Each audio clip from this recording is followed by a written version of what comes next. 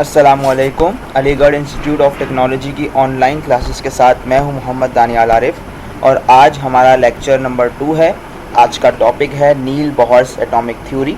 जैसा कि हमने प्रीवियसली रदरफोर्ड्स एटॉमिक मॉडल पढ़ा था और उसमें ये भी देखा था कि कुछ उसके ड्रॉबैक्स थे और मैंने आपको उसमें ये भी बताया था कि हम आगे जाके जब नील बोहर्स एटॉमिक थ्योरी पढ़ेंगे तो ये जो ड्रॉबैक्स रदरफोर्ड एटॉमिक मॉडल के आए हैं इंशाल्लाह हम इसको भी देख पाएंगे किस तरह से नील बोहर ने इसको सही किया और इसमें मज़ीद मॉडिफिकेशन की। डिपार्टमेंट हमारा बेसिक साइंस है। बेसिक साइंस की को काविशों के नतीजे में हमारे तमाम मैनेजमेंट की काविशों के नतीजे में मैं आप तक ये लेक्चर पहुंचा पा रहा हूं। तो बिल्कुल भी वक्त ज़ाया ना करते हुए आगे बढ़ते हैं और अपने टॉपिक का बाकायदा आगाज़ करते हैं। ओके स्टूडेंट, मैं आपको शुरू में पहले ही बताता जाऊं कि अगर आपकी कोई भी क्यूरी हो तो आप मुझसे रब्ता कर सकते हैं थ्रू एनी चैनल। आप फेसबुक पे किसी भी अकाउंट पे मुझसे रब्ता कर सकते हैं, व्हाट्सएप पे, मेरे नंबर पे, जिस तरह भी हो। और याद रखें मकसद सिर्फ़ और सिर्फ हमारा है टॉपिक को समझना, अच्छे से अपने कॉन्सेप्ट्स क्लियर करना, नंबर हासिल करना हमारा कभी भी मकसद ना था, ना है और ना होगा। हमें सिर्फ कॉन्सर्न है एक प्योर एजुकेशन से और एक अच्छी एजुकेशन से। Okay, let's go to the point. Okay, सबसे पहले स्टूडेंट्स मैं आपको बताता चलूँ कि बोहर्स ने जो एटॉमिक थ्योरी दी थी वो दी कब थी। तो बोहर्स की एटॉमिक थ्योरी 1913 में यानी कि 1913 में आई थी, जब उसने ये को बताने की कोशिश की थी कि आखिर ये एटम होता क्या है। और साथ साथ इसने ये क्या किया था, जो डिफेक्ट्स रदरफोर्ड के एटॉमिक मॉडल में आए थे, हमें अगर आपको याद हो तो लेक्चर नंबर 1 में हमने ये अच्छे से पढ़ा था कि रदरफोर्ड के एटॉमिक मॉडल में क्या डिफेक्ट्स थे। वो मैं इस स्लाइड में भी आपको दोबारा से रिवाइज़ करवाऊंगा कि आखिर वो क्या डिफेक्ट्स थे और उनको किस तरह से सही किया गया और किस तरह से नील बोहर ने अपनी थ्योरी पेश की। तो कहने का मकसद ये है कि जब भी आपके पास नील बोहर एटॉमिक मॉडल थ्योरी के मुताबिक सवाल आता है तो सबसे पहले आप इंट्रोडक्शन में सिर्फ ये 2 लाइंस भी लिखेंगे तो इनफ होंगी। इसमें आपने ये बताना है कि नील बोहर ने 1913 में अपना एटॉमिक मॉडल दिया था। याद रखें ये जो लाइन है ये एमसीक्यूज में भी आ सकती है कि नील बोहर ने अपनी एटॉमिक थ्योरी किस ईयर में दी थी, तो आपने यहाँ पे 1913 को टेक करना है। साथ साथ उसने डिफेक्ट्स ख़त्म किए थे, डिफेक्ट्स को दूर किया था। किसके डिफेक्ट्स को? उस एटॉमिक मॉडल को जो रदरफोर्ड ने दिए थे। याद रखें ये एटॉमिक मॉडल क्या चीज़ है। एटॉमिक मॉडल का मतलब ये है कि उस टाइम जब केमिस्ट्री अपनी उरूज पर थी और अपनी इब्तदाई मराहिल में थी, जब मुख्तलिफ थ्योरीज़ पेश की जा रही थी, तो उस वक्त ये भी देखना था कि एटम एक्चुअली होता कैसा है। कुछ लोगों का कहना था कि एटम से छोटी कोई और चीज़ नहीं होती, जैसे कि जॉन डेल्टन ने हमें बताया था, लेकिन बाद में फंडामेंटल पार्टिकल्स भी हमारे पास इंट्रोड्यूस हुए थे। इसी तरह से हर कोई अपना किरदार अदा कर रहा था ये बताने के लिए कि आखिर एटम कैसे दिखता है और वो बिहेव कैसे करता है। होपफुली एटम के बारे में आप सभी जानते होंगे। हमारा छोटे से छोटा ज़र्रा जो है वो एटम है और उससे मिलकर हमारा पूरा जिस्म और तमाम कायनात के जितने भी पार्टिकल्स हैं, जितने भी सॉलिड स्टेट, जितनी भी स्टेट्स ऑफ मैटर हैं, वो सब एटम से मिलकर बनी है और मुख्तलिफ़ किस्म के एटम्स होते हैं। तो अगर ये थ्योरीज़ पेश ना की जाती जिसमें रदरफोर्ड एटॉमिक मॉडल है, बोहर्स की थ्योरी है और मुख्तलिफ थ्योरीज़ हैं, अगर ये थ्योरीज़ पेश नहीं की जाती तो आज जो साइंस में इतनी तरक्की हुई हुई है कभी भी नहीं हो पाती, क्योंकि ये वो फंडामेंटल थ्योरीज़ हैं जिनको बेस बनाकर आगे मज़ीद इन्वेस्टिगेशन की। तो कहने का मकसद ये है कि सबसे पहले हम ये रिवाइज़ कर लें कि defects of Rutherford atomic model क्या थे, ताकि जब हमें पता चल जाए, हमें ये रिवाइज़ हो जाए कि हाँ भाई रदरफोर्ड ने जो एटॉमिक मॉडल दिया था उसके अंदर ये मसाइल थे, उनको किस तरह से हल किया गया, फिर ये हमें बोहर्स एटॉमिक थ्योरी में पढ़ाया जाएगा और उसको हम देखेंगे अच्छी तरह से। तो स्टूडेंट्स अगर हम देखें कि what were the drawbacks of Rutherford's atomic model, आखिर रदरफोर्ड्स एटॉमिक मॉडल के ड्रॉबैक्स क्या थे। तो सबसे पहला जो हमें ड्रॉबैक मिला था, जो साइंटिस्ट उस वक्त के साइंटिस्ट ने सवाल उठाए थे रदरफोर्ड्स की थ्योरी पर, वो पहला क्या था कि according to classical electromagnetic theory the revolving electrons will loss energy continuously. अगर आपको याद हो तो मैंने आपको बताया था कि रदरफोर्ड ने क्या कहा था, इलेक्ट्रॉन्स न्यूक्लियस के इर्द गिर्द, सपोज करें ये न्यूक्लियस है, इसके इर्द गिर्द इलेक्ट्रॉन्स कंटिन्यूसली रिवॉल्व करते रहते हैं। तो उनका ये कहना था कि अगर इलेक्ट्रॉन्स कंटिन्यूसली रिवॉल्व कर रहे हैं तो रिवॉल्व करने पर उनकी एनर्जी लॉस हो जानी चाहिए। जाहिर सी बात है, अगर कोई चीज़ घूम रही है तो उसकी एनर्जी आहिस्ता ख़त्म होगी और ख़त्म होते होते अगर वो फॉर एग्जांपल यहाँ घूम रहे हैं तो यहाँ पर उनकी एनर्जी कुछ और थी, जब एनर्जी कम हुई तो वो यहाँ पर आ गए, जब और एनर्जी कम हुई तो आहिस्ता वो न्यूक्लियस के इर्द गिर्द करीब आते जब बिल्कुल एनर्जी ख़त्म हो गई तो वो न्यूक्लियस के अंदर गिर गए। तो ऐसा क्यों नहीं होता, न्यूक्लियस के अंदर क्यों नहीं गिरते इलेक्ट्रॉन्स, ये पहला सवाल था। दूसरा सवाल ये था कि अगर इलेक्ट्रॉन इमिट करते हैं एनर्जी, याद करें मैंने आपको बताया था, रदरफोर्ड ने हमें ये भी कहा था कि इलेक्ट्रॉन्स कंटिन्यूसली एनर्जी रिलीज कर रहे होते हैं। अब वो एनर्जी हीट की सूरत में भी हो सकती है, वो एनर्जी लाइट की सूरत में हो सकती है, लेकिन हम यहाँ पर लाइट की सूरत में ही बात करेंगे। एक बात याद रखें, एनर्जी का मतलब हर एक ही चीज़ है, वो है वेव। अब अगर वो एनर्जी की वेव हमारी विजिबल स्पेक्ट्रम में आती है तो वो हमें नज़र आती है, अगर विजिबल स्पेक्ट्रम में नज़र नहीं आती तो वो हमें नज़र नहीं आती, लेकिन होती वो भी एक एनर्जी है। समझ रहे ना बात को? तो इंशाल्लाह आगे जाके हम इन वेवलेंथ को भी समझेंगे, वेवलेंथ और फ्रीक्वेंसी क्या होती है और एनर्जी क्या होती है। जैसे कि यहाँ पर एक लाल सा आपको स्नेक टाइप बना हुआ नज़र आ रहा है, लेकिन एक्चुअली यहाँ पर ये बताया जा रहा है कि ये एक वेवलेंथ है। इसको आगे जाके हम अच्छे से डिस्कस करेंगे। कहने का मकसद ये है कि जब रदरफोर्ड का एटॉमिक थ्योरी आई थी तो ये दूसरा सवाल उठा था कि जनाब अगर इलेक्ट्रॉन्स कंटिन्यूसली एनर्जी रिलीज़ कर रहा है तो उसको कंटिन्यूस स्पेक्ट्रम बनाना चाहिए। अगर आपको याद हो तो मैंने लास्ट अपनी लेक्चर नंबर 1 में आपको कंटिन्यूस स्पेक्ट्रम और लाइन स्पेक्ट्रम के बारे में भी अच्छे से पढ़ाया था। अगर आपके जहन से निकल गया हो तो उसको जाकर आप दोबारा रिव्यू कर सकते हैं। लेकिन इसके बावजूद कंटिन्यूस स्पेक्ट्रम नहीं बनता, बल्कि कौन सा स्पेक्ट्रम बनता है स्टूडेंट्स? लाइन स्पेक्ट्रम बनता है। अगर कंटिन्यूसली लाइट एमिट हो रही है तो स्पेक्ट्रम कंटिन्यूस आना चाहिए, लेकिन लाइट तो कंटिन्यूस, अगर आप कह रहे हैं कि कंटिन्यूस है लेकिन स्पेक्ट्रम तो हमारे पास लाइन आ रहा है, यानी कि थोड़ा सा गैप फिर लाइन स्पेक्ट्रम, फिर गैप फिर लाइन, फिर गैप फिर लाइन। इसका मतलब ये है कि लाइट कंटिन्यूसली रिलीज़ नहीं हो रही, थोड़ी देर होती है फिर नहीं होती, फिर होती है फिर नहीं होती। तो ये दो सवाल थे जो रदरफोर्ड एटॉमिक मॉडल की थ्योरी पर उठे थे, और इसके सवाल को खोजने के लिए, इन सवालात के जवाब हासिल करने के लिए रदरफोर्ड ने काफ़ी मेहनत की, उस पर एक्सपेरिमेंट्स किए, उस पर थ्योरीज पेश की, और फाइनली जाकर उसने अपनी एक थ्योरी दी और उसमें बताया कि आखिर रदरफोर्ड के कुछ बातें जो थी जिनके ऊपर सवालात उठे वो गलत थी, बल्कि ऐसे नहीं ऐसे है। ओके, अच्छा एक बात और याद रखिएगा, नील बोहर्स की एटॉमिक थ्योरी फाइनल नहीं है। इसके बाद शुटिंगर भी आए थे और दूसरे हमारे पास साइंटिस्ट भी आए थे, उन्होंने फाइनल हमें थ्योरी पेश की थी जिसमें हमारे पास 4 क्वांटम नंबर्स भी आए थे। अगर आपको याद हो तो मैंने ड्यूरिंग दी क्लास, जब हमारी कॉलेज में क्लासेस चल रही थी, उसमें मैंने आपको चारों क्वांटम्स नंबर के बारे में पढ़ाया भी था। इसमें हमारे पास एजीमुथल क्वांटम नंबर होता है, हमारे पास ऑर्बिटल क्वांटम नंबर होता है, हमारे पास स्पिन क्वांटम नंबर होता है, और मुख्तलिफ 4 क्वांटम नंबर्स होते हैं। ये मैंने आपको अच्छे से पढ़ाया था।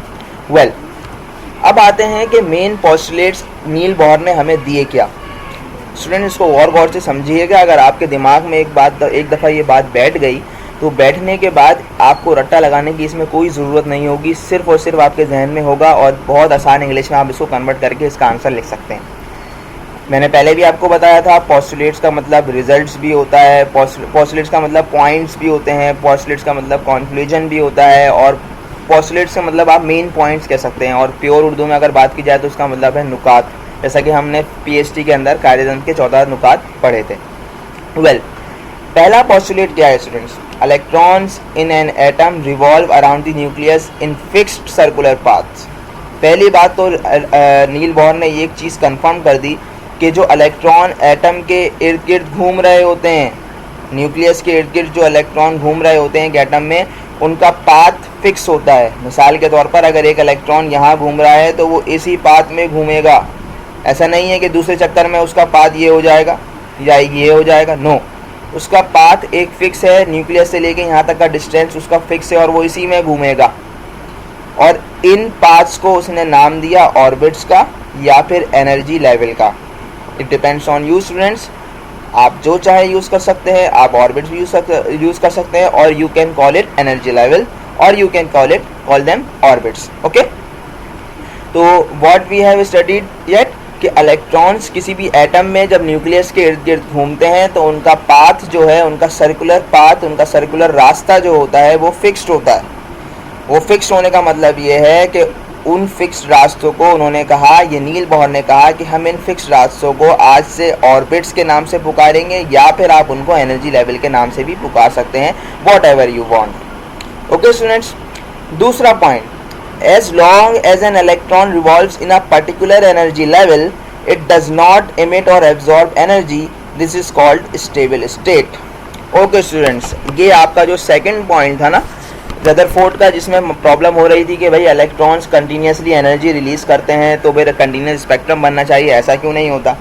तो वो ऐसा इसलिए नहीं होता। तो मैं आपको बताऊं कि पहली बात तो ये नील बोहर ने कंफर्म कर दी कि जब इलेक्ट्रॉन किसी पर्टिकुलर एनर्जी लेवल पे, एनर्जी लेवल क्या चीज़ है, वही ऑर्बिट्स, ये पहला ऑर्बिट इसको हम एनर्जी लेवल भी बोल सकते हैं, ये दूसरा ऑर्बिट जिसको हम एनर्जी लेवल भी बोल सकते हैं, ठीक है, ये तीसरा ऑर्बिट जिसको हम एनर्जी लेवल भी बोल सकते हैं। ये जो ग्रे लाइंस हैं, ये पहला, ये दूसरा और ये तीसरा। देखें तो इनका एक मखसूस डिस्टेंस है, यहाँ से लेके यहाँ तक एक डिस्टेंस है, यहाँ से लेके यहाँ तक दूसरा डिस्टेंस है, यहाँ से लेके यहाँ तक तीसरा डिस्टेंस है। कहने का मकसद ये है, नील बोहर हमें ये समझाना चाह रहे थे कि जनाब जब कोई इलेक्ट्रॉन एक एनर्जी लेवल में होता है तो वो कभी भी एनर्जी ना इमिट करता है, इमिट का मतलब रिलीज़ करना, ना ही एब्जॉर्ब करता है। अगर वो इस एनर्जी लेवल में घूम रहा है तो वो घूमता रहेगा, ना कोई एनर्जी रिलीज़ करेगा, ना ही कोई एनर्जी एब्जॉर्ब करेगा। और इस सूरत हाल को हम कहते हैं स्टेबल स्टेट। क्या कहते हैं स्टूडेंट्स? Stable state. ओके, बात क्या है जनाब कि लेट सपोज अगर एक इलेक्ट्रॉन है वो इस शेल का है शुरुआत से ही, जब से इलेक्ट्रॉन की इब्तिदा हुई, एटम की इब्तिदा हुई, जब तक वो इस शेल में या जब तक वो इस एनर्जी लेवल में मौजूद है तो हम ये कहेंगे कि ये इलेक्ट्रॉन स्टेबल स्टेट में मौजूद है। अगर ये इलेक्ट्रॉन स्ट्राइक करके ऊपर चला जाता है या ऊपर से नीचे आता है तो फिर उसकी स्टेबल स्टेट बाकी नहीं रहती, बल्कि उसको हम कोई और स्टेट कहते हैं और उसको हम अपने नेक्स्ट पॉइंट में पढ़ेंगे। जब एक इलेक्ट्रॉन एनर्जी एब्जॉर्ब करता है, मिसाल के तौर पर ये इलेक्ट्रॉन है, सपोज करें यहाँ पर एक इलेक्ट्रॉन है हमारे पास, यहाँ से बाहर से मैंने कोई एनर्जी दी और उस इलेक्ट्रॉन पे आके टिकी लगी, या यहाँ पर एक इलेक्ट्रॉन है, मैंने एक एनर्जी दी और वो बाहर जैसे जाके उसने इस इलेक्ट्रॉन को अटैक किया, तो ये इलेक्ट्रॉन क्या करेगा, उस एनर्जी को एब्जॉर्ब कर कर उछल कर अपने से ऊपर वाले इलेक्ट्रॉन लेवल पर आ जाएगा। सपोज करें ये इलेक्ट्रॉन है आपके पास, आपने एनर्जी दी, फॉर एग्जाम्पल आपने हीट किया इसको, जैसे हीट किया इसने एनर्जी एब्जॉर्ब की और एब्जॉर्ब करके ऊपर वाले शेल पर चला गया। इसका जो शेल था जहाँ पर वो स्टेबल था वो था नंबर 2, अब ये आ गया कौन से शेल पर, नंबर 3 पर, ठीक है। अच्छा जी, it moves to a higher energy level, अपने 3 पर चला गया। इस स्टेट को हम कहते हैं एक्साइटेड स्टेट। क्या कहते हैं जनाब? Excited state. दोबारा बताता चलूँ कि जब एक इलेक्ट्रॉन अपने मौजूदा एनर्जी लेवल पे मौजूद है तो हम उसको कहते हैं स्टेबल स्टेट। मैंने बाहर से कोई एनर्जी इसको पुश कराई, उस एनर्जी को एब्जॉर्ब करके ये इलेक्ट्रॉन अपना शेल छोड़ के अपने से ऊपर वाले शेल पर चला गया और न्यूक्लियस से दूर चला गया, तो इस सूरत हाल में हम क्या कहते हैं जनाब? ये क्या है? एक्साइटेड स्टेट है। एक पॉइंट आप याद रखिएगा, जब एनर्जी एब्जॉर्ब होती है तो इलेक्ट्रॉन्स लोअर लेवल से अपर लेवल पर जंप करता है, ठीक है। अच्छा, अगर एनर्जी लॉस करेगा इलेक्ट्रॉन, जब ये उछल के ऊपर जाएगा, जैसे ही ऊपर जाएगा एनर्जी लॉस करेगा और दोबारा से इसको क्या करनी होगी, अपनी एक्साइटेड स्टेट में जब आता है तो ये कोशिश करता है कि मैं दोबारा स्टेबिलिटी की तरफ जाऊँ। हर चीज़ स्टेबिलिटी की तरफ जाती है, इस पूरी कायनात में, इस पूरी यूनिवर्स में सब स्टेबिलिटी की तरफ जाते हैं, जहाँ पर वो स्टेबल हो सके। अगर आप एक बॉल को भी राउंड करके फेंकते हैं और वहाँ कहीं ढलान है तो वो ढलान के साथ साथ उस तरफ जाती है जहाँ उसको स्टेबिलिटी मिलेगी, और जहाँ जाकर बिल्कुल स्ट्रेट हो जाए वहाँ जाकर वो रुक जाता है। सिमिलरली इलेक्ट्रॉन्स भी जब एनर्जी एब्जॉर्ब करके ऊपर वाले लेवल पे जाते हैं तो ऊपर वाले लेवल से जब वो दोबारा नीचे आते हैं, कोशिश करते हैं कि जब तक मैं एक्साइटेड स्टेट में हूँ फ़ौरन से स्टेबिलिटी पे आऊँ दोबारा। तो जैसे ही वापस नीचे आते हैं तो ये जो एनर्जी इसने एब्जॉर्ब करते यहाँ पर आया था, जंप की थी, वो एनर्जी ये वापस रिलीज़ करता है। आप ये देख रहे हैं, ये एनर्जी की शो कर रही है, ये एनर्जी वापस रिलीज़ होती है। समझ गए बात? और इस एनर्जी की सूरत में वो लाइट रिलीज़ होती है। अगर वो एनर्जी हमारे विजिबल स्पेक्ट्रम में हो तो वो हमें नज़र आती है, अगर विजिबल स्पेक्ट्रम में नहीं हो तो वो हमें नज़र नहीं आती और हमें हीट के तौर पर महसूस होती है या महसूस नहीं होती, जैसे कि नियर इंफ्रारेड होती हैं या फिर रिमोट की जो वेव्स होती हैं। रिमोट जो हमारा टीवी का सिंपल रिमोट होता है वो हमारे विजिबल स्पेक्ट्रम से बाहर है तो वो हमें नज़र नहीं आती, हालांकि वो वेव्स होती हैं। सिमिलरली वाईफाई की वेव्स हो गई, सिमिलरली टेलीफोनिक वेव्स हो गई, सिमिलरली इंटरनेट की वेव्स हो गई और मुख्तलिफ वेव्स होती हैं। सिम की वेव्स हो गई, जो हम कॉल्स करते हैं उनकी वेव्स हो गई, वो हमें नज़र नहीं आती लेकिन वो एक्चुअली हमारे इर्द गिर्द मौजूद हैं।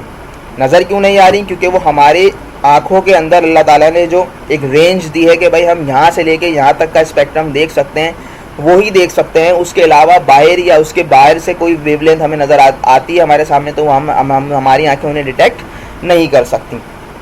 ओके, तो एक बात कन्फर्म्ड हो गई कि इलेक्ट्रॉन कंटिन्यूसली एनर्जी रिलीज़ नहीं करते, बल्कि जब इलेक्ट्रॉन को हम एनर्जी बाहर से देते हैं तो वो उछलकर बड़ी जब अपने से ऊपर वाले लेवल पे जाता है और जब वहाँ से वापसी नीचे आता है तो फिर वो एनर्जी रिलीज़ करता है, जिसकी वजह से हमारे पास जो स्पेक्ट्रम बनता है वो कंटिन्यूस नहीं बल्कि लाइन स्पेक्ट्रम बनता है।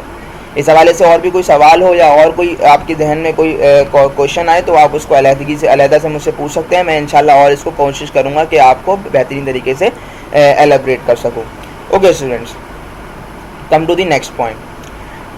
The difference in the energy level determines the wavelength and the colour of light. Students, ये बहुत अहम हमारे पास जो है, ये बहुत ही अहम पॉइंट है, इसको समझना बहुत ज़रूरी है। ये आगे आपके बहुत काम आता है।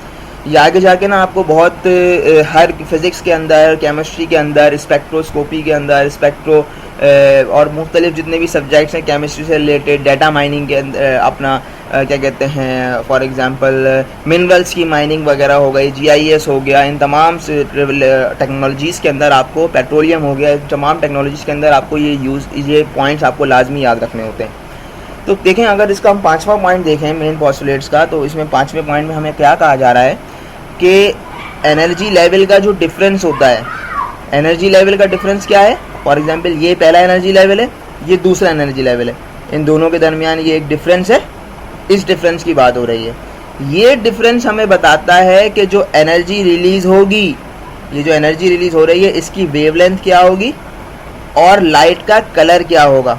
अब जनाब, ये वेवलेंथ क्या होती है, ये एनर्जी क्या होती है, तो इसको समझाने के लिए मैंने आपको एक स्लाइड मैंने रखी है आपके लिए, ताकि आपको एक बात समझ आ सके। देखें, ये तो आपको समझ में आ रहा है, ये एक वेव है, देख रहे हैं आप, ये एक वेव जा रही है, ये भी एक वेव है।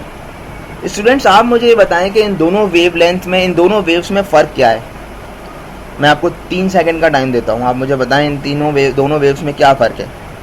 हाँ, अगर आप ये कहना चाह रहे हैं कि जनाब इन दोनों वेव्स में ये फ़र्क है कि इसमें हमारे पास वेव्स ज़्यादा है यहाँ से लेके यहाँ तक में, जबकि इसमें यहाँ से लेके यहाँ तक में वेव्स कम है, बिल्कुल ऐसा ही है। सिर्फ इनके ज़्यादा या कम होने की वजह से ही हम किसी लाइट को देख पाते हैं और किसी वेव को नहीं देख पाते। स्टूडेंट्स, पहले तो आपको एक बात कंफर्म हो जाए कि वेवलेंथ क्या चीज़ होती है। तो देखें, आपने जब कोई वेव उठाई, वेव चेक की, तो वेव का एक, इसको हम क्रेस्ट कहते हैं, इसको हम ट्रफ कहते हैं। तो ये क्रेस्ट जो है, इसका अपर साइड जब ये स्टार्ट हुआ, एक साइकिल पूरी ख़त्म हुई, तो यहाँ से लेके यहाँ तक का जो डिस्टेंस होता है वो क्या कहलाती है स्टूडेंट्स, वेवलेंथ कहलाती है। अब आप मुझे ये बताएं कि ये 2 वेवलेंथ है हमारे पास, एक और ये 2, इन दोनों वेवलेंथ में से कौन सी वेवलेंथ हमारी, किसकी वेवलेंथ बड़ी है। ऑफ कोर्स इसकी वेवलेंथ बड़ी है और इसकी वेवलेंथ छोटी है। बात समझ रहे हैं आप, ठीक है। इसकी वेवलेंथ क्या है जनाब, छोटी है, और इसकी वेवलेंथ बड़ी है। दूसरी एक टर्म है हमारे पास जिसको हम कहते हैं फ्रीक्वेंसी। अब ये फ्रीक्वेंसी क्या चीज़ होती है स्टूडेंट्स, अगर आप देखें तो मैं फॉर एग्जांपल मैं कहूँ यहाँ से लेके यहाँ तक के डिस्टेंस में मेरे पास 1 2 3 4 5 6 7 8 9 10 11 12 साइकिल्स मेरे पास मौजूद हैं। तो इसकी फ्रीक्वेंसी लेट सपोज हुई 12, जबकि इस वाली वेवलेंथ में 1 2 3 4 सिर्फ और सिर्फ 4 साइकिल्स मौजूद हैं। तो इसकी फ्रीक्वेंसी कितनी हुई, 4। तो इसका मतलब ये है कि जहाँ वेवलेंथ शॉर्ट होती है वहाँ फ्रीक्वेंसी क्या होती है, ज़्यादा, और जहाँ वेवलेंथ लॉन्ग होती है वहाँ फ्रीक्वेंसी खुद ब खुद क्या हो जाती है, शॉर्ट हो जाती है। अब स्टूडेंट, सवाल ये पैदा होता है कि लॉन्ग वेवलेंथ और शॉर्ट वेवलेंथ, ये तो हमें समझ में आ गया क्या होती है। अब वो कौन सी लाइट है जो हमें दिखती है और वो कौन सी वेवलेंथ है जो हमें नहीं दिखती, तो उसके लिए हमारे पास एक स्पेक्ट्रम मौजूद है। यहाँ पर ये देखें, ये हमें बता रहा है वेवलेंथ यहाँ पर छोटी है। वेवलेंथ मैंने फिर बताया क्या होता है, एक यहाँ से लेके यहाँ तक का डिस्टेंस, तो वो डिस्टेंस अगर 0.0001 नैनोमीटर का है तो वो इस तरह से कुछ होंगी, बहुत छोटी, और उनको हम कहते हैं गैमा रेस। गैमा रेस को आप जानते होंगे क्या होती हैं। जैसे जैसे वेवलेंथ थोड़ी थोड़ी बढ़ती जाएगी तो उनका डिस्टेंस 0.001 के 0.01 की तरफ आता रहेगा, और वो आहिस्ता आहिस्ता एक्स रेस की तरफ ले चले जाएंगी। और ये एक्स रेस वही एक्स रेस होती हैं जिनके ज़रिए हम अपना एक्सरे करवाते हैं। तो अगर आप देखें तो यहाँ जहाँ वेवलेंथ छोटी है वहाँ एनर्जी क्या है, काफ़ी ज़्यादा है। देख रहे हैं आप, एनर्जी ज़्यादा होने की वजह से हमारी गोश्त के अंदर से एक्स रेस पेनिट्रेट कर जाती हैं और हमारी हड्डियों पे जाके टकराती हैं, और वो हड्डियों में जाके जब टकराती हैं तो हमारी हड्डियाँ ग्लो करती हैं, वहाँ फ्लैश पड़ता है, लाइट पड़ती है, और उसकी वजह से हम फोटोग्राफिक प्लेट पर उसको छाप सकते हैं, फोटोग्राफिक प्लेट पर उसको हम देख सकते हैं। और वो एक्सरे जो होता है वो एक्चुअली आपकी फोटोग्राफिक प्लेट होती है। तो मेरे ख्याल में अब एक्सरे का कॉन्सेप्ट भी क्लियर हो गया होगा। अगर मैं एक्सरे की बात करूं तो यहाँ पर एनर्जी काफ़ी ज़्यादा होती है, ठीक है। और हमारी देखें यहाँ लिखा हुआ है, इस तरफ से इस तरफ आएंगे, इस तरफ जाएंगे तो वे इंक्रीज़ क्या हो रहा है, एनर्जी इंक्रीज़ हो रही है। जबकि इस तरफ से इस तरफ जाएंगे तो हमारे पास वेवलेंथ इंक्रीज़ हो रही है और एनर्जी क्या हो रही है, डिक्रीज़ हो रही है। अच्छा, अब आप देखें तो सिर्फ इतना हिस्सा, ये जो छोटा सा हिस्सा नज़र आ रहा है ना आपको, ये मैं आपको दिखा रहा हूँ, सिर्फ इतना हिस्सा, इसके दरमियान अगर कोई वेवलेंथ होती है तो वो हमारे लिए क्या होगी, विजिबल होगी। अगर किसी वेवलेंथ का डिस्टेंस 400 नैनोमीटर से 700 नैनोमीटर के दरमियान है तो वो हमें विजिबल होगा, वो हम देख सकेंगे।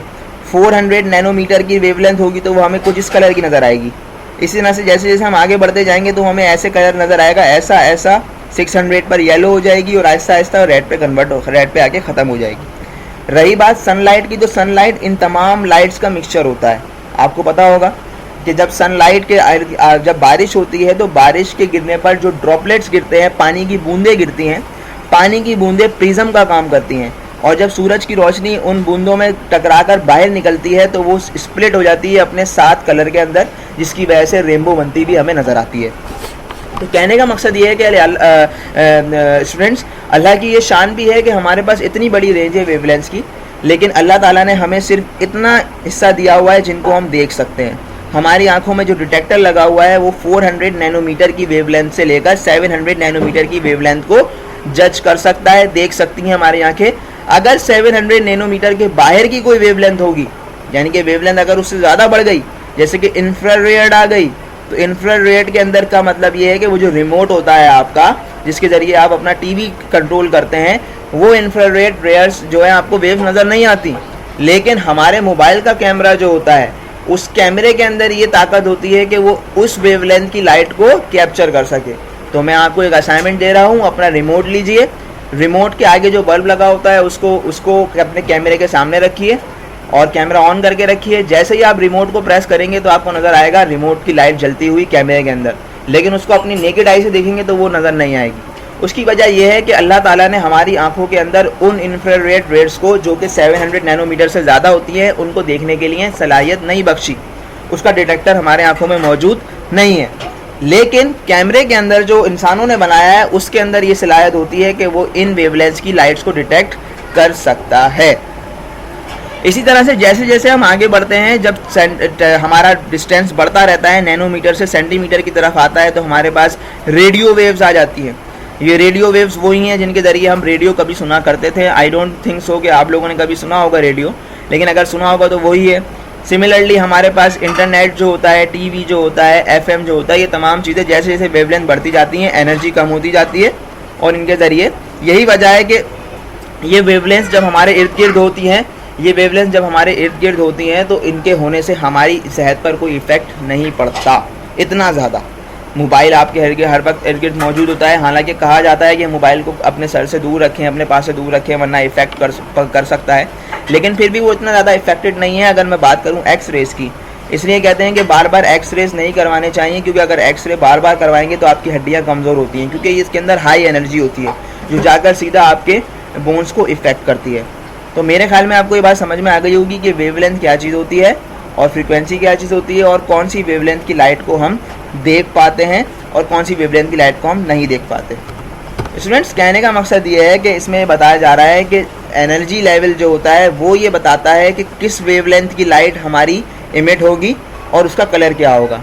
लेट सपोज यहाँ से यहाँ तक जब ये वापस आया तो इसने हमें कौन से नैनोमीटर की वेवलेंथ दी, 500 नैनोमीटर की वेवलेंथ की लाइट प्रोड्यूस करी। अगर 500 नैनोमीटर की वेवलेंथ की लाइट प्रोड्यूस करी तो इसका मतलब उसका कलर क्या होना चाहिए, ब्लू कलर होना चाहिए, और वो यहाँ से हमें ब्लू कलर का निकलता हुआ नज़र आएगा, शोला या लाइट या कोई भी चीज़। बात समझ रहे हैं आप? होपफुली आपको समझ में आ रही होगी। अगर फिर भी कोई कन्फ्यूजन हो तो आप मुझसे क्लियर कर सकते हैं।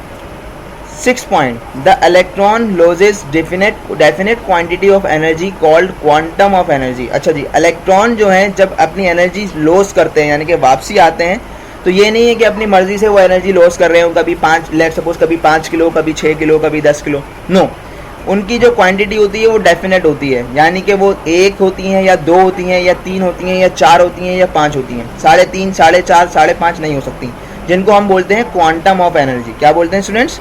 Quantum of energy. जब भी वो jump from an orbit of high energy level to low energy level, जब भी वो किसी हाई एनर्जी लेवल से लो एनर्जी लेवल पर जंप करते हैं तो जंप करने पर वो एक fixed amount of energy release करते हैं, जिनको हम क्या कहते हैं, क्वांटम कहते हैं। The frequency of the energy emitted is directly proportional to the difference in energy between the two level of orbits. मैंने आपको बताया फ्रीक्वेंसी क्या चीज़ होती है, दोबारा देख लेते हैं। फ्रीक्वेंसी है कि कितनी ज़्यादा साइकिल्स हमारे पास मौजूद हैं, ठीक है। तो ये कह रहे हैं कि एनर्जी, लाइट की जो फ्रीक्वेंसी होती है वो डायरेक्टली प्रोपोर्शनल होती है उन दोनों एनर्जी लेवल के दरमियान के डिफरेंस के। जितना ज़्यादा डिफरेंस होगा उतनी ज़्यादा फ्रीक्वेंसी की वेवलेंथ रिलीज होगी, जितना कम डिफरेंस होगा उतनी कम फ्रीक्वेंसी की वेव रिलीज होगी। लेट सपोज इलेक्ट्रॉन जो है वो दूसरे से पहले पे आ रहा है, तो यहाँ पर 5 फ्रीक्वेंसी रिलीज होती है, लेकिन अगर तीसरे से पहले पे आएगा तो यहाँ पर 5 नहीं बल्कि 5 से ज़्यादा एनर्जी रिलीज होगी, क्योंकि यहाँ पर अब डिस्टेंस क्या हो गया स्टूडेंट्स, डिस्टेंस बढ़ गया। समझ रहे हैं बात। तो जितना ज़्यादा डिस्टेंस बढ़ेगा, अगर 5वें से पहले पे आएगा तो ज़्यादा तेज फ्रीक्वेंसी रिलीज होगी, 6ठे से पहले पे आएगा तो उससे ज़्यादा फ्रीक्वेंसी रिलीज होगी। फ्रीक्वेंसी क्या है, कितनी ज़्यादा साइकिल्स मौजूद हैं, और जितनी ज़्यादा साइकिल्स मौजूद होती हैं उतनी ज़्यादा एनर्जी उसके अंदर होती है। तो इसकी इक्वेशन इन्होंने क्या बनाई है, डेल्टा का मतलब चेंज होता है, आपको पता है डेल्टा का मतलब होता है डिफरेंस, जिसमें मैंने यहाँ भी लिखा हुआ है डेल्टा। ई का मतलब है E2, ई का मतलब है एनर्जी लेवल, ये E2 आ गया हमारे पास, एनर्जी लेवल नंबर 2 आ गया, माइनस एनर्जी लेवल नंबर 1। जब मैं E2 में से E1 को माइनस करूँगा तो मेरे पास एक डिफरेंस निकल कर आएगा। ये डिफरेंस बराबर होगा उस वक्त जो हमारे पास फ्रीक्वेंसी रिलीज होगी उसके डायरेक्टली प्रोपोर्शनल होगा, यानी कि जितना एनर्जी रिलीज हो रही है, जितना एनर्जी डिफरेंस है, उतनी ही ज़्यादा फ्रीक्वेंसी हमारे पास रिलीज होगी। आप सब जानते हैं अल्फा का मतलब यहाँ पर है प्रोपोर्शनल, और प्रोपोर्शनली का साइन जब भी हटता है तो कोई ना कोई कांस्टेंट आता है। यहाँ पर हमने प्लैंक्स कांस्टेंट यूज़ किया है, जिसको हमने h का नाम दिया है, और v से मुराद यहाँ पर वेलोसिटी नहीं बल्कि फ्रीक्वेंसी है, ठीक है। और डेल्टा ई की जगह मैं E2 माइनस E1 लिख सकता हूँ, तो यहाँ डेल्टा ई की जगह मैंने लिखा E2 माइनस E1, और ये हो गया हमारे पास h म्यू। ओके स्टूडेंट्स, इसको आप बुक में अगर बेहतरीन तरीके से देखना चाहें तो बुक में भी आप इसको एक दफ़ा सॉर्ट आउट करें, आपको बहुत अच्छे तरीके से ये बात समझ में आ जाएगी कि किस तरह से इस इक्वेशन को बनाया गया है। फिर भी कोई क्वेश्चन हो तो आप मुझसे पूछ सकते हैं। ये स्लाइड में आपको समझा चुका हूँ। ओके, लास्ट पॉइंट हमारा क्या है, बल्कि last but not the least हमारा पॉइंट क्या है कि एंगुलर मोमेंटम जो है, मैंने आपको last time Rutherford atomic model पढ़ाते वक्त ये बताया था कि आपने नेक्स्ट लेक्चर के लिए एंगुलर मोमेंटम को थोड़ा सा समझ कर आना है। एंगुलर मोमेंटम इलेक्ट्रॉन का जो है, जो कि न्यूक्लियस के इर्द गिर्द रिवॉल्व कर रहा है, वो क्वांटाइज्ड है, वो फिक्स्ड है। वो कैसे फिक्स्ड है कि angular momentum can take only specific integral value which are equal to NH divided by 2 pi. n से मुराद यहाँ पर है नंबर ऑफ ऑर्बिट 1 2 3 4, h हमारे पास प्लैंक्स कांस्टेंट है, ये डिवाइड का निशान है, 2 है, और पाई की वैल्यू आप सब जानते हैं क्या होती है। ओके, इसका मतलब ये है कि अगर एंगुलर मोमेंटम इसके बराबर होना चाहिए तो एंगुलर मोमेंटम को हम कैलकुलेट करते हैं mvr से। m क्या है स्टूडेंट, लेट सपोज ये हमारे पास एक चौरंगी है और इसके इर्द गिर्द एक ये कार घूम रही है। इस कार का कोई ना कोई मास होगा तो वो ये m है। ये कार कोई किसी ना किसी वेलोसिटी से जा रही होगी तो वो ये वेलोसिटी आ गई, और इस सेंटर से लेके इस कार का कोई ना कोई डिस्टेंस होगा तो उसकी जगह हम यहाँ रेडियस लिखेंगे और उसको कैलकुलेट करेंगे। स्टूडेंट्स, थोड़ा सा आपको बेहतरीन तरीके से समझाने के लिए मैंने कोशिश की है कि मैं एंगुलर मोमेंटम क्या होता है इस बात को समझा सकूं। तो एंगुलर मोमेंटम के लिए मैंने एक स्लाइड बनाई है। थोड़ा सा पहले आप समझ लें कि पहले मोमेंटम क्या चीज़ होती है। तो याद रखें, कोई भी चीज़ है अगर वो मोशन में है, अगर उसकी क्वांटिटी आप नापना चाहते हैं तो उसकी क्वांटिटी आप कैसे नाप सकते हैं, उसका मास और उसकी वेलोसिटी को आपस में मल्टीप्लाई करवाएं तो जो मेजर क्वांटिटी निकल के आती है उसको हम मोमेंटम कहते हैं। लेट सपोज एक गाड़ी चल रही है, स्ट्रेट जा रही है, अब वो जा रही है तो मैं पता करूंगा कि उस गाड़ी का मास क्या है और वो गाड़ी किस वेलोसिटी से जा रही है। मास और वेलोसिटी दोनों को मल्टीप्लाई करूंगा तो मैं ये कह सकता हूँ इस गाड़ी का मोमेंटम इतना है। समझ रहे हैं बात को। लेट सपोज ये बॉल है, मैंने इस बॉल को रोल किया, ये रोल करते हुए इस तरफ आई, मैंने देखा ये बॉल 2 किलो की है और इसकी वेलोसिटी 2.5 थी, तो जब 2 को 2.5 से मल्टीप्लाई करूंगा तो मेरे पास आंसर आएगा 5। इसका मतलब इसका मोमेंटम कितना है, 5 है। तो मोमेंटम कुछ नहीं है सिवाय इसके कि आप किसी मूविंग बॉडी की मेजरमेंट को, मोशन को मेजर कर सकें। मूवमेंट 2 किस्म की हो सकती हैं, लीनियर भी हो सकती हैं और एंगुलर भी हो सकती हैं। ये जो बॉल वाली एग्जाम्पल मैंने आपको दी है ये लीनियर मोमेंटम है, जबकि एंगुलर मोमेंटम क्या है कि जब कोई चीज़ सर्कुलर वे में घूम रही हो, जैसा कि मैंने आपको लास्ट टाइम बताया यहाँ पर कि अगर लेट सपोज ये एक चौरंगी है, ये एक सेंटर है, राउंड अबाउट है, और इसके इर्द गिर्द एक गाड़ी, एक कार घूम रही है, तो उस कार का कोई ना कोई मास होगा, वो यहाँ m आ गया, वो कार किसी न किसी वेलोसिटी से घूम रही होगी, वो यहाँ पर v आ गया, और उस कार का सेंटर से कोई ना कोई डिस्टेंस होगा, वो r आ गया।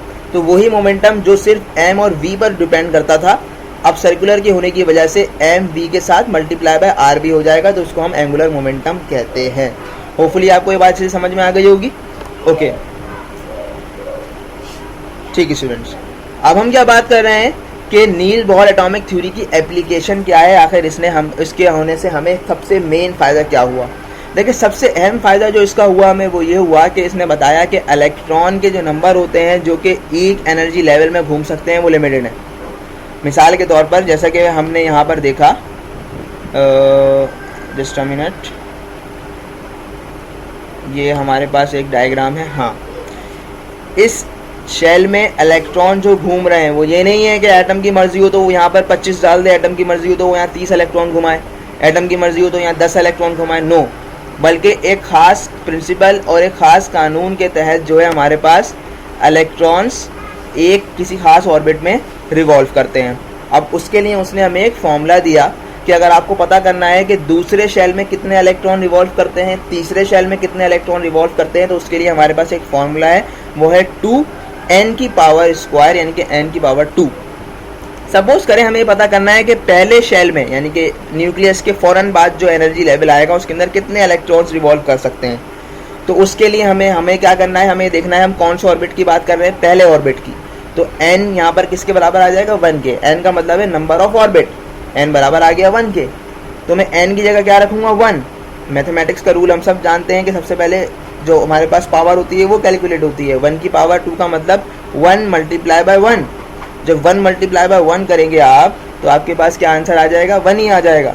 लेट सपोज मैं यहाँ कैलकुलेशन करके बताऊँ आपको, just a minute, yes, 1 multiply by 1, okay. 1 multiply by 1 का मतलब ये है कि आपका आंसर आएगा 2। 1 की पावर स्क्वायर का मतलब होता है 1 को उतनी मरतबा मल्टीप्लाई करवा दें अपने पास, तो आंसर 2 आया। सॉरी, आंसर 1 1 जा 1 आया, आई एम सॉरी। ओके, जब यहाँ आपने 1 रखा तो 2 1 जा, फिर लास्ट आपके पास 2 ही बचेगा। तो इसका मतलब ये है कि मैक्सिमम जो आपके पास इलेक्ट्रॉन है वो कितने आ सकते हैं, पहले शेल के अंदर 2 आ सकते हैं। ओके, फर्दर इसको डिस्कस करते हैं। लेट सपोज अब आपको पता करना है कि आपके पास दूसरे शेल में कितने इलेक्ट्रॉन आ सकते हैं। तो दूसरे शेल में कितने इलेक्ट्रॉन आ सकते हैं, इसको पता करने के लिए मैं देखूंगा कि n, फॉर एग्जांपल मैं दूसरे शेल की बात कर रहा हूँ, तो n किसके बराबर हो जाएगा, 2 के बराबर हो जाएगा। फॉर्मूला मेरे पास था 2n का पावर स्क्वायर, ठीक है। तो मैं 2 ऐसे ही रखूँगा, यहाँ मैंने रखा हुआ है देखें। फिर n की जगह मैं क्या रख दूँगा, 2 रख दूँगा, जैसे मैंने यहाँ रखा हुआ है, और इसका स्क्वायर ऐसे ही लगा दूँगा। मैथमेटिक्स में पहले स्क्वायर सॉल्व किया जाता है, तो 2 की पावर 2 का मतलब ये है कि 2 को 2 मरतबा मल्टीप्लाई किया जाए, तो 2 टू द 4, 2 टू द क्या होता है स्टूडेंट्स, 4 होता है। तो मैं यहाँ 2 की जगह क्या रख दूँगा, 4 रख दूँगा, जैसे मैंने यहाँ पर रखा हुआ है, ठीक है स्टूडेंट्स। अब 2 4 का क्या हो जाएगा, 8 हो जाएगा। और इसका मतलब क्या है, ओके स्टूडेंट, इसका मतलब क्या है कि आपके पास मैक्सिमम दूसरे शेल में कितने इलेक्ट्रॉन आ सकते हैं, 8 इलेक्ट्रॉन आ सकते हैं। सिमिलरली जब आप देखें तो पहले शेल में 2 इलेक्ट्रॉन, दूसरे शेल में 8 इलेक्ट्रॉन, तीसरे शेल में हमारे पास 18 इलेक्ट्रॉन आ सकते हैं। मैं आपको एक असाइनमेंट दे रहा हूं कि आप पता करें चौथे और पांचवें शेल में मैक्सिमम इलेक्ट्रॉन कितने आ सकते हैं। ओके स्टूडेंट्स, होपफुली आपको आज का टॉपिक बहुत अच्छे से समझ में आया होगा। नील बॉर ने किस तरह से प्रॉब्लम्स हल की, रदरफोर्ड के ड्रॉबैक्स ख़त्म किया। अल्लाह ताला मुझे और आपको, तमाम लोगों को, तमाम दुनिया के इंसानों को इस वबा से महफूज रखे, अपना और अपने पड़ोसियों का ख्याल रखें, अपने माँ बाप का ख्याल रखें। और कोई भी सवाल हो तो मुझसे ज़रूर पूछिए through proper any channel, Facebook, YouTube, WhatsApp. इंशाल्लाह नेक्स्ट लेक्चर के साथ हाजिर होंगे फिर दोबारा। अपना ख्याल रखिए, अल्लाह हाफ़िज़।